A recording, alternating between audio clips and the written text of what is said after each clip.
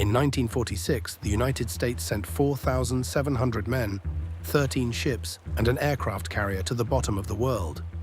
Officially, it was a training exercise. But training for what? And against whom? The war was already over. This story doesn't begin in 1946. It begins 8 years earlier, when German pilots flew over a frozen desert and saw something that should not have been there. Something that 80 years later still has no satisfying explanation.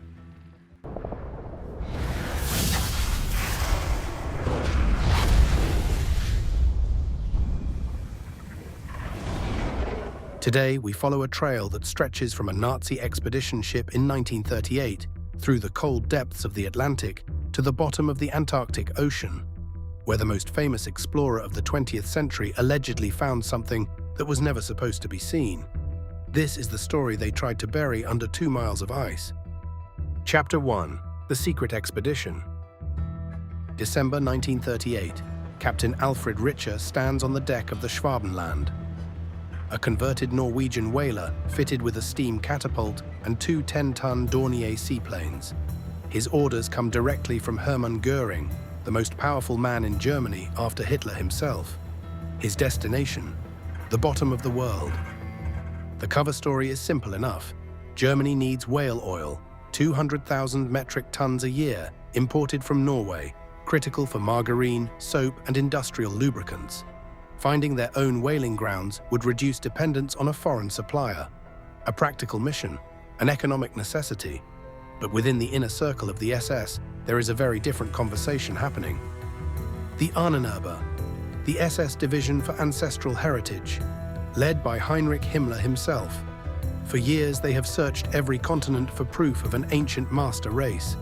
Expeditions to Tibet, to Scandinavia, to the ancient ruins of the Middle East. They believe the Aryan race descended from a lost civilization of godlike beings. And now their gaze turns to the one continent no empire has ever claimed, the frozen South. Over the next weeks, the crew launches 15 reconnaissance flights. 2 seaplanes, Boreas and Passat, catapulted off the ship's deck into freezing polar air. 11,000 photographs, taken from altitudes of up to 3,000 meters. And aluminum darts, each one stamped with a swastika, dropped from the sky to mark German territory. They name it Neuschwabenland, New Swabia, 350,000 square kilometers, claimed for the Third Reich with nothing more than falling metal and a photograph. Then on February 3rd, 1939, one of the pilots, Richard Heinrich Schirmacher, looks down from his cockpit and sees something impossible. In the middle of an endless white desert, dark water, green shores, an ice-free oasis with warm freshwater lakes. In Antarctica, where nothing like this should exist. The Schirmacher oasis is real. You can find it on a satellite map today. Russian and Indian research stations sit on its shores. Over 100 freshwater lakes, some of them warm enough to stay unfrozen year-round, surrounded by rock that is 600 million years old. Heated from below by geothermal forces we still do not fully understand. The question is not whether warm caves exist beneath the Antarctic ice. They do. The question is whether anyone ever built something inside them. The expedition lasted just 1 month. The seaplanes could only land on open water, not on ice or rock. Building any kind of base across hundreds of kilometers of uncharted, crevassed terrain was simply impossible with their resources and timeline. But the full scientific results of the expedition were not published until 1958. 20 years of silence, and 2 follow-up expeditions were planned for the next year. They never launched, the war got in the way. But 6 years later, as Berlin burned and the Reich collapsed, 2 German submarines slipped quietly into the Atlantic and vanished. If you're the kind of person who needs to know what happened next, you're in the right place. Hit subscribe and the bell so you never miss a dive into forbidden history. Chapter 2. The Vanishing Submarines. May 8, 1945, Germany surrenders unconditionally. The war in Europe is over, but somewhere in the Atlantic, not everyone stops. Oberleutnant Otto Wermuth is 24 years old. He commands U-530, a long-range Type 9 submarine. Just days before the surrender, he fired 8 torpedoes at Allied convoys off the coast of New York. Every single one missed. Now he faces a choice: surrender or run. Vermuth chooses to run, and then he does something that has never been fully explained. He orders the crew to destroy everything. 5 remaining torpedoes dumped overboard. The deck gun, an unusual feature on a submarine this late in the war, thrown into the sea. The ship's log, every codebook, every single crew identification document, all of it gone. Then he pours acid into the diesel engines, ensuring the submarine can never be used again. Whatever U-530 had carried, whatever Vermuth had seen or done, no one was ever supposed to find out. 2 months later, on July 10th, U-530 surfaces in the harbor of Mar del Plata, Argentina. The conning tower is corroded and splitting from some unknown chemical reaction. Argentine, American, and British intelligence officers descend on the submarine. Vermuth is arrested. He is interrogated for weeks. He refuses to say where he has been or why he destroyed every piece of evidence on board. 5 weeks later, a second German submarine appears in the same harbor, U-977, commanded by Heinz Schäfer, also 24 years old. Schäfer claims to have spent 66 consecutive days submerged, a near record for the entire war.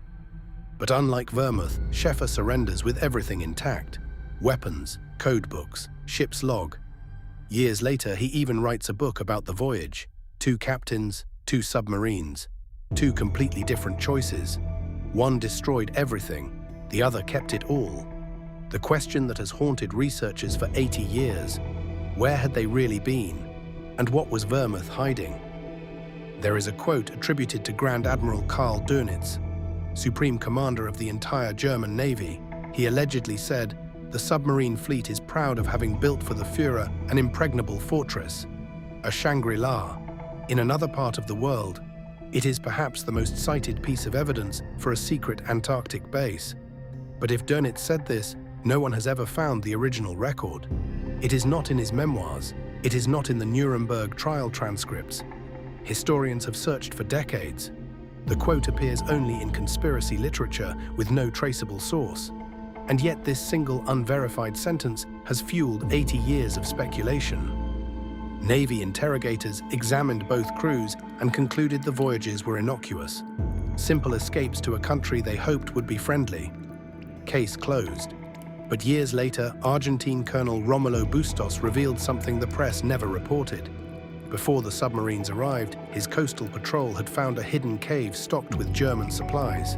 Wooden planks, canned food, enough for a long stay. This was reported to the Argentine army. It was never made public. The submarines were just the beginning.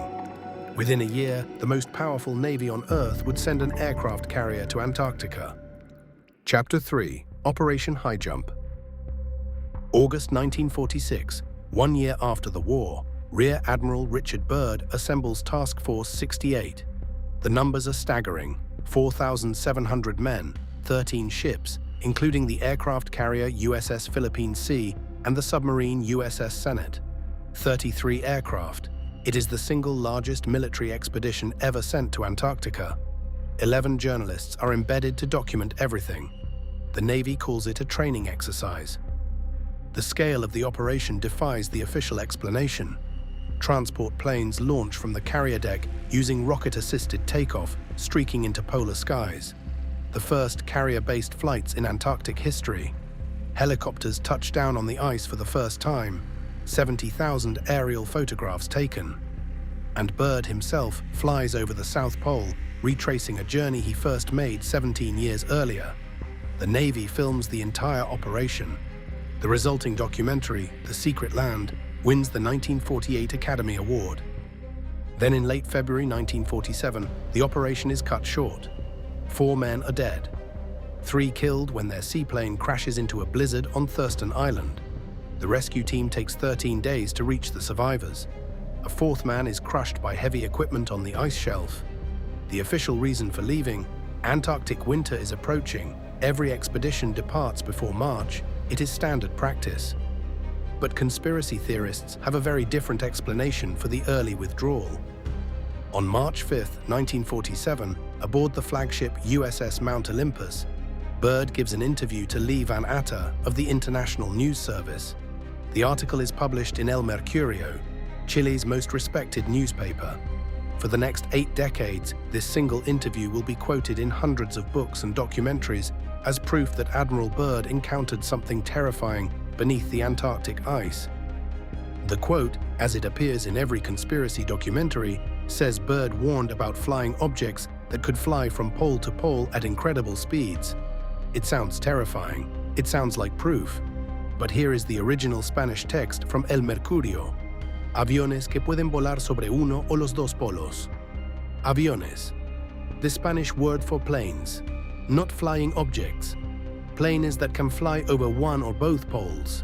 Not from pole to pole at incredible speeds. Byrd was not describing secret weapons or alien technology. He was making a Cold War argument that Soviet bombers could strike the American mainland by flying over the Arctic. The shortest route from Moscow to Washington passes directly over the North Pole. He was lobbying for polar defense bases. The terrifying quote that launched 1,000 conspiracy theories turns out to be a mistranslation. First published in a 1975 book called UFOs, Nazi Secret Weapons. Every author since has copied it without ever checking the original. But strip away the myth, and a real question remains. Why did the most powerful navy on Earth send an aircraft carrier to Antarctica? 25 years later, the most famous explorer alive would sail south. He would lose a man, nearly lose his ship, and his divers would allegedly find something on the ocean floor that no one was supposed to see. We are about to go deeper than most documentaries ever do. But first, I want to know what you think. Was Highjump really just a training exercise? Or was there something else happening on that ice? Drop your theory in the comments. Chapter 4: Cousteau's Forbidden Discovery. In the fall of 1972, Jacques Cousteau set sail for Antarctica aboard the Calypso, the man who co-invented the aqualung, who brought the ocean floor into millions of living rooms.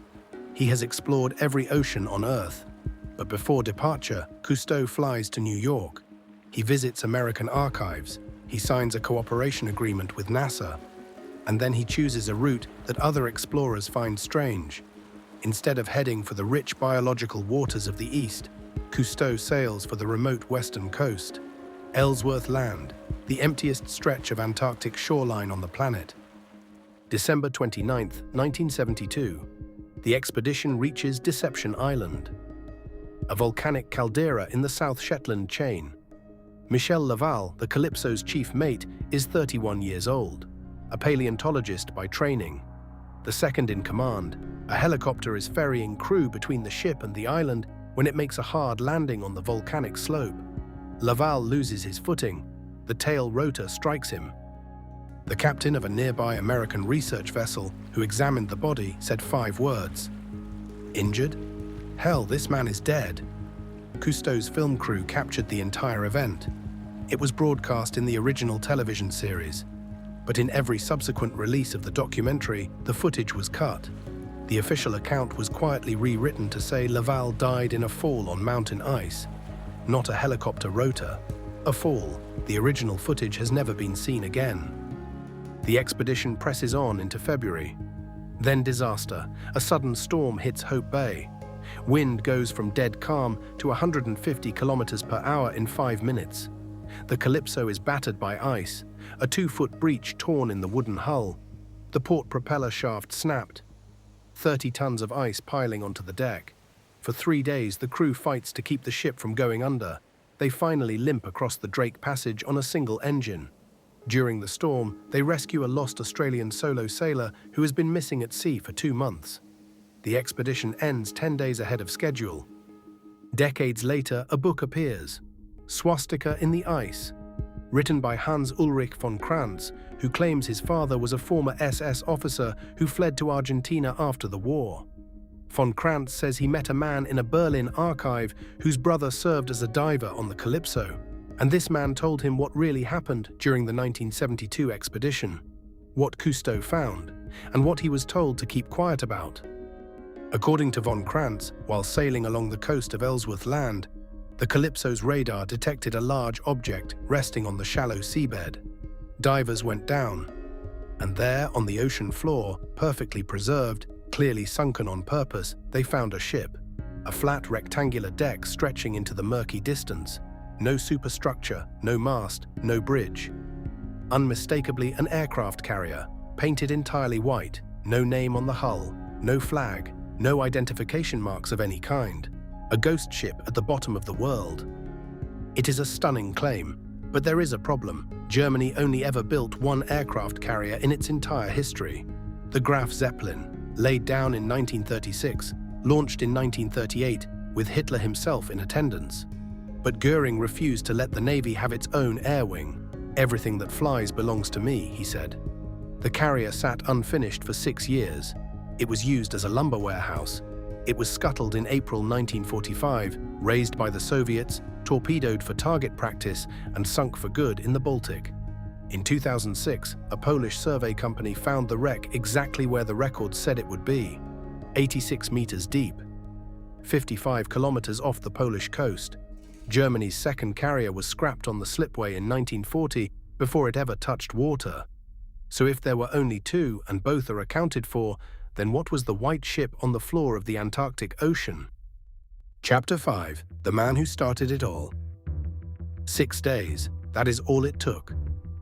On July 10, 1945, U-530 surfaces in Mar del Plata.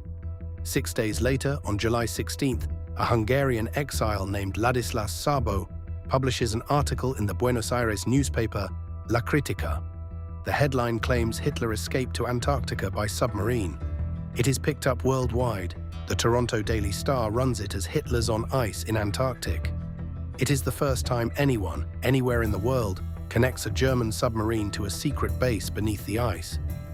2 years later, Sabo publishes a full book. Hitler is alive. In it, he invents a phantom submarine convoy. He invents a secret base called New Berchtesgaden. None of it exists before Sabo writes it down. Then in 1975, 2 other authors take Sabo's foundation and build on it. They add the mistranslated Byrd quote. They add UFOs. In 1989, another book adds Hitler's ashes being transported to Antarctica by submarine. And in the 2000s, von Krantz adds the white aircraft carrier and the Cousteau discovery. Each author built on the one before, each layer more elaborate than the last. In 2007, researchers Colin Summerhays and Peter Beeching published a peer-reviewed paper in the Cambridge journal Polar Record. They traced every claim back to its source, every quote, every date, every alleged document. Their conclusion was devastating. The entire narrative, from the secret base to the submarine convoys to the aircraft carrier, is built like a house of cards. Remove Sabo's 1945 newspaper article and the whole structure collapses. No base, no convoy, no buried Führer, just one man's imagination, published 6 days after a submarine arrived, and 80 years of people who wanted to believe. And yet, the debunking does not explain everything. It does not explain why the United States sent an aircraft carrier to Antarctica in 1946. It does not explain why Cousteau's film of Michel Laval's death was removed and the story changed. It does not explain why 56 nations signed a treaty to demilitarize a continent where no military was stationed. And it does not explain what Jacques Cousteau found so important that he spent the last decade of his life collecting 1.5 million signatures to ensure no one would ever be allowed to mine beneath the Antarctic ice. And here is what we do know. Since 2005, satellite surveys have discovered over 400 subglacial lakes beneath the Antarctic ice sheet, underground rivers that flow for hundreds of kilometers in total darkness, geothermal vents that keep water liquid beneath 4 kilometers of ice, entire ecosystems of microorganisms sealed away for millions of years, thriving in conditions that should make life impossible. Lake Vostok alone is the size of Lake Ontario, and we have explored more of the moon's surface than what lies beneath Antarctica. Perhaps the Nazi base was always a myth, a story that began with one man in a Buenos Aires cafe and grew into something that millions of people wanted to be true. But the ice holds real secrets, older and stranger than anything the Third Reich could have imagined. And every year, that ice melts a little more. What surfaces next may change everything we think we know about what lies at the bottom of the world. Next time on Ancient Underworld, a network of tunnels stretching beneath an entire continent, built thousands of years before the civilizations that claimed them, and the one chamber that archaeologists refuse to open.